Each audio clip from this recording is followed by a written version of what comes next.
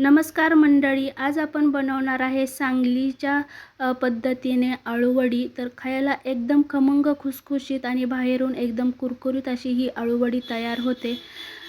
तर करायला सुद्धा एकदम झटपट आणि सोपी रेसिपी आहे। चला तर मग आपण व्हिडिओला सुरुवात करूया। तर काल मी बाजारातून ही अळूची पानं घेऊन आले। तर ह्या अळूची पानं एकदम हिरवीगार टवटवीत आहेत। तर अशी ताजी पानं असेल तर चवसुद्धा एकदम भारी लागते। तर त्याची देठं काळी असेल तरच ती पानं आणायची आहेत। पांढरी देठं असतील तर ते घशामध्ये खवखवतात आणि खाल्ल्यानंतर ते चव पण लागत नाही। तर ते घेऊन यायचं नाही। तर ही अशी काळपट असलेली पानं घेऊन यायची आहेत। तर पानांची देठं काढून घेतली, पाण्याने स्वच्छ धुवून घेतली। त्यानंतर अशा पानांच्या शिरा काढून घेऊया। तर पानांच्या शिरा काढून घेतल्यानंतर घडी घालायला पण एकदम व्यवस्थित एकसारखी घडी तयार होते, म्हणजे रोल व्यवस्थित होतो आणि कशात पण खवखवत नाही। तर इथे मी बेसनचं पीठ घेतले, त्याच्यामध्ये थोडीशी हळद घालून घेतली, त्यानंतर थोडासा गरम मसाला घालून घेतला आणि हे मिक्सरवरती मी लसूण, मिरची, थोडीशी कोथिंबीर आणि जिरे बारीक करून घेतले। आपल्या आवडीप्रमाणे तिखटसाठी मिरची घालून घ्यायची आहे। त्यानंतर थोडीशी मी साखर घालून घेतली, चवीपुरतं मीठ घालून घेतलं आणि आंबट गोड चव येण्यासाठी अर्धा लिंबू पिळून घेतला। तर या मिक्सरच्या भांड्यामध्ये थोडंसं पाणी घालून हलवून घेतलं आणि ते पाणी ह्या पिठामध्ये घालून घेतलं। तर चमच्याने हळूहळू मिक्स करत अजून थोडंसं पाणी घालून एकसारखं पातळ करून घ्यायचं आहे। तर जास्त पातळ नाही करायचं, पानावरती पसरवता येईल एवढं पातळ करायचं आहे। जास्त पातळ केलं तर पानातून बाहेर येऊ शकतं पीठ। तर या पद्धतीने आपलं वड्यासाठी पीठ तयार झालं आहे। आता पोळपाटावर अळूचं पान पसरवून त्याच्यावरती हे वड्याचं पीठ पसरवून घ्यायचं आहे। तर सगळीकडे एकसारखं पीठ पसरवून घ्यायचं। त्यानंतर एक घडी घालायची, घडीवरतीच थोडंसं पीठ पसरवून घ्यायचं, म्हणजे घडी व्यवस्थित बसते, म्हणजे ते उचटत नाही। तर तुम्हाला जास्त लेअरवाली वडी नको असेल तर असं एक सिंगल पान घेऊन त्याच्यावरती सुद्धा पीठ पसरवून घेऊ शकता, छान लागते अशी पण वडी।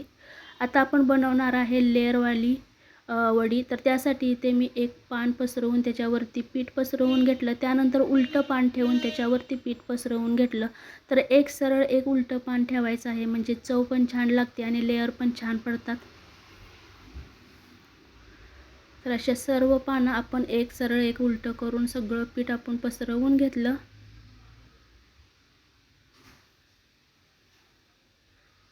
आता आपण त्याची घडी घालूया। थोडंसं पीठ कमी पडलं, त्याच्यामुळे मी घडीवरती पीठ लावलेलं नाही, तर आतून व्यवस्थित पीठ भरून घेतलं आणि मोदकाच्या चाळणीमध्ये ठेवून दिलं। आता आपण वड्या शिजायला ठेवूया। तर पातेलं काळं होऊ नये म्हणून अर्धा लिंबू घालून घेतला। त्यानंतर वड्या ठेवून वरती छोटीशी परात झाकून घेतली। वड्या शिजेपर्यंत इकडे मी चपात्यासुद्धा बनवून घेतल्यात। तर गरम गरम चपातीसोबत वडी खूप छान लागते। तर मी रात्रीच्या जेवणासाठी ही अळूवडी बनवली आहे। तुम्ही दुपारच्या जेवणासाठी, रात्रीच्या जेवणासाठी किंवा चारच्या चहासोबतसुद्धा खूप छान अशी वडी लागते। तर नक्की तुम्ही करून बघा। तर अजून थोड्याशा वड्या गरमच आहेत, कारण चपात्याचा तवा गरम आहे म्हणून मी गरमच वड्या कट केलेल्या आहेत। तर चपाती केलेला तवा गरम होता म्हणून त्यातच मी तेल ओतून घेतलं आणि वड्या सोडून घेतल्या।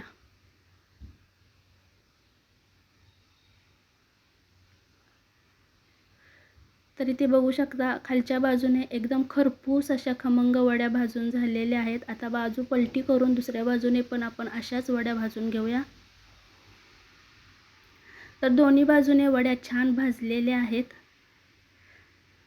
तर ह्या अशा रंगावर वड्या भाजल्या की समजून जायचं आपली अळूवडी तयार झाली। वड्यातलं तेल तव्यामध्ये खाली नितळावं म्हणून अशा एका साईडला करून घेतल्या आणि त्यानंतर मी प्लेटमध्ये काढून घेतल्या।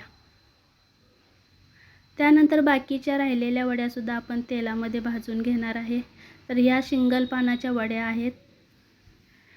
तर इथे बघू शकता शिंगल पानावर पण पीठ पसरवून घेतलं तर व्यवस्थित छान अशा खमंग चवीच्याच वड्या होतात।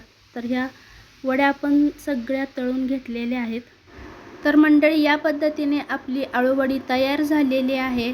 तर तुम्हीसुद्धा याच पद्धतीने अळूवडी करून बघा. घरचंच खा, मनसोक्त खा आणि निरोगी राहा. तर हा व्हिडिओ आवडल्यास लाईक करा, शेअर करा आणि चॅनलला सबस्क्राईब करायला मात्र विसरू नका. धन्यवाद.